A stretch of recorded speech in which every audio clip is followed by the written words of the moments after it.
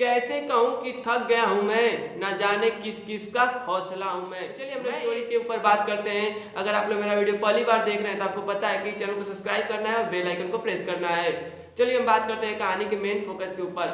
बहुत पुराने समय की बात है। एक किसान अपने खेत से काम करके घर लौटता है और थका हारा, बहुत ज़्यादा थका हारा होता है और अपनी घड़ी निकाल के कोठरी के ऊपर रख देता है और पानी पीने अंदर चला जाता है। पानी पी के जब वो किसान बाहर आता है तो देखता है कि कोठरी पे उसकी घड़ी नहीं है। वह किसान बहुत ज़्यादा परेशान हो जाता है क्योंकि वह घड़ी उसके पिताजी ने उसको उपहार में दी थी। उस किसान को उस घड़ी से बहुत ज़्यादा लगाव होता है। वह पूरा घर छान मारता है पर कहीं घड़ी नहीं मिलता है। जिस कोठरी पे रखा रहता है उस कोठरी के अंदर भी जाके खोजता है पर घड़ी नहीं मिलता है। उसको लगता है कि घड़ी कोठरी के अंदर चली गई है। वह परेशान होकर बैठ जाता है कि आखिर मैं क्या करूं, कैसे खोजूं। बस कुछ समय बैठने के पश्चात उसे दिमाग में ख्याल आता है कि बाहर कुछ बच्चे खेल रहे हैं। उनको बुलाता है और बोलता है कि इस कोठरी के अंदर एक घड़ी चली गई है, जो बच्चा खोज के निकालेगा उसे इनाम दिया जाएगा। इनाम के चक्कर में बच्चे कोठरी के अंदर चले जाते हैं और बहुत सारे बच्चे होते हैं कोठरी के अंदर चले जाते हैं और घड़ी ढूंढना स्टार्ट कर देते हैं। धीरे धीरे आधा घंटा बीत जाता है पर किसी के हाथ वह घड़ी नहीं लगता है। बच्चे मायूस कोठरी से बाहर चले आते हैं और किसान और ज़्यादा परेशान हो जाता है कि आखिर मैं घड़ी ढूंढूं कैसे, क्या करूं। वह घड़ी मेरे लिए बहुत ज़्यादा महत्वपूर्ण है।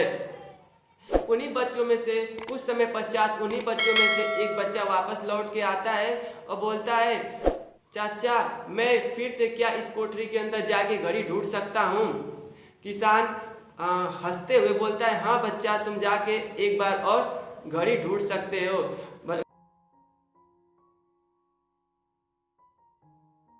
वह बच्चा उस कोठरी के अंदर चला जाता है और कुछ समय पश्चात वह घड़ी लेके बाहर निकलता है। किसान बच्चे के हाथ में घड़ी देखकर बहुत ज़्यादा खुश हो जाता है और उसे अपने गले से लगा लेता है। बोलता है, आखिर बेटे तुमको यह घड़ी कैसे मिली। तो लड़का बताता है कि मैं कोठरी के अंदर जब गया तब मैं आराम से चुपचाप एकदम शांत माहौल में बैठ गया वहाँ पे और बैठ के यह देखने लगा कि आवाज़, घड़ी है तो घड़ी आवाज़ करेगी तो आवाज़ कहाँ से आ रही है। कुछ समय शांत माहौल में बैठने के पश्चात टिक टिक की आवाज़ आने लगी। अब जिस साइड से आवाज़ आ रही थी मैं उस साइड अब धीरे धीरे जाने लगा। जाने के पश्चात मैं देखता हूँ कि घड़ी वहीं पे है। मैं उस घड़ी को उठाया और ला के आपके सामने रख दिया। वह किसान बहुत ज़्यादा खुश हो जाता है और उसको उसके मेहनताने का इनाम देता है।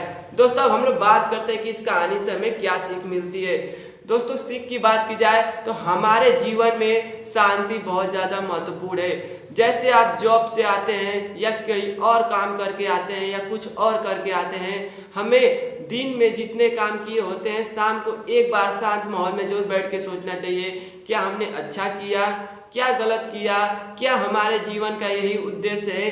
एक बार हमें जरूर सोचना चाहिए। जैसे महर्षि वाल्मीकि और विवेकानंद द्वारा यह बात कही गई है, तो हमें एक बार अपने दिन भर के किए गए काम को एक बार शाम को शांत माहौल में बैठ के जरूर सोचना चाहिए कि हमने क्या कहा, क्या किया, ताकि हम लोग अपने मेन उद्देश्य पे, जिस तो मेन गोल पे